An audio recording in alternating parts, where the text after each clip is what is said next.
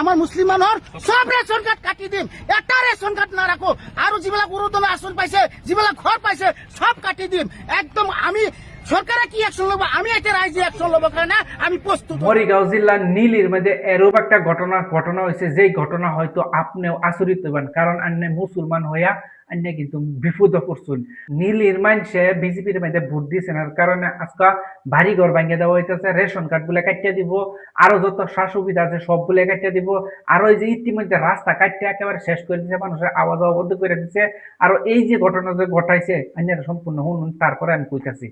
আমি এনেকা কৰিম, আৰু আমাৰ যিহেতু ইয়াত বহুত ৰেচন কাৰ্ড আছে, আমাৰ মুছলিম মানুহৰ সব ৰেচন কাৰ্ড কাটি দিম, এটা ৰেচন কাৰ্ড নাৰাখো, আৰু যিবিলাক অৰুণোদয় আঁচনি পাইছে, যিবিলাক ঘৰ পাইছে সব কাটি দিম। একদম আমি সরকারে কি অ্যাকশন লব, আমি এটা রাইজে অ্যাকশন লব কারণে আমি প্রস্তুত হইছো।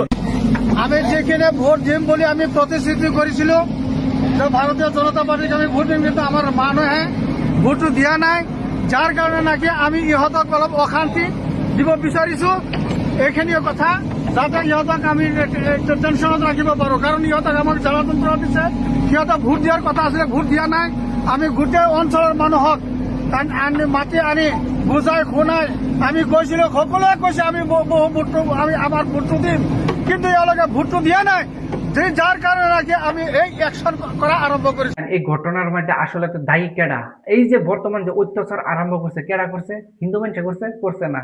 সরকারে করছে? করছে না। প্রশাসনে করছে? করছে না। কেডা করছে? মিয়া হইয়া মিয়ার উপরে জুলুম লাগাই দিছে। কারণ বিজেপির লগে চুক্তিবদ্ধ করছেন, জাগিরউড সমষ্টির প্রার্থী আছেন মন্ত্রী পীযূষ হাজরিকা, আর পীযূষ হাজরিকার লগে তারা সবে চুক্তিবদ্ধ হয়েছেন যে সবে মিলিয়ে ভোট দিব, যাতে অনেক ভোট পায়। কিন্তু মুসলমান মানুষ যারা আছেন, মিয়া মুসলমান, তারা কিন্তু বিজেপির মধ্যে ভোট দিচ্ছে না। সেই কারণে যারা বিজেপি কর্মী আছেন, মেয়ে মানুষ, তারা ক্ষুব্ধ হইয়া এই যে তারা নিজেই আইন হাতের মধ্যে তুলছে। রাস্তা কাটিয়ে দেওয়া কত বড় অপরাধ, মানুষের কাছ থেকে ভোট কাইরিয়া নেওয়া, নিজের অধিকার কাইরিয়া নেওয়া, এটা কিন্তু সাংঘাতিক বড় অপরাধ। ভিডিওর মাধ্যমে যেরকম বুঝছি, এটা কিন্তু পাবলিকে কিন্তু অনেক বড় ভুল করছে। যারা স্থানীয় রাইজ আছে তারা কিন্তু বড় ভুল করছে, কারণ আসাম বা ভারতবর্ষের মধ্যে একটা আইন আছে, প্রশাসন আছে। প্রশাসনের কাম একটা সাধারণ মানুষের রাইজে কোনো সময় হাত তুলতারে না, এটা দণ্ডনীয় অপরাধ। তাহলে এই যে তারা জানিয়া বুঝতেছে, এই যে ঘটনাটা করাইছে, এই যে ক্ষমতাটা, আসলে তো তারা ক্ষমতাটা পাইছে কই? যেইগুলা সাহসরে, যেইগুলা বল দিয়ে কামটা করছে, এরারে আসলে তো শক্তিটা দিছে কেডা?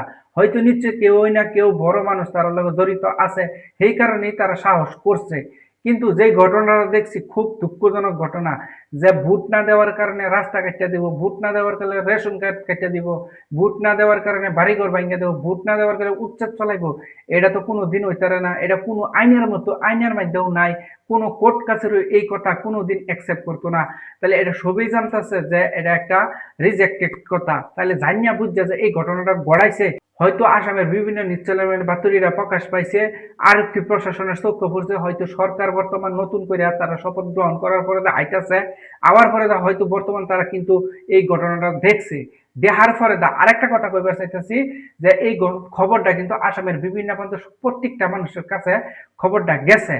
কিন্তু কথা হয়েছে, এই যে দল সংগঠন কত কিছু মানুষ যে আছে, বর্তমান কেউই মাত দিছে, কেউই দিছে না। যদি দুই একজনে মাত দিছে, ইউডিএফ এর নেতা কর্মীরা কয়েকজনে কিন্তু কথার উপরে এই এই মুদ্রাটা উড়াইতেছে। কিন্তু অন্য অন্য দল, আমি দলের নাম করতাম না, কইলে এনারা বহা শুরু করুন।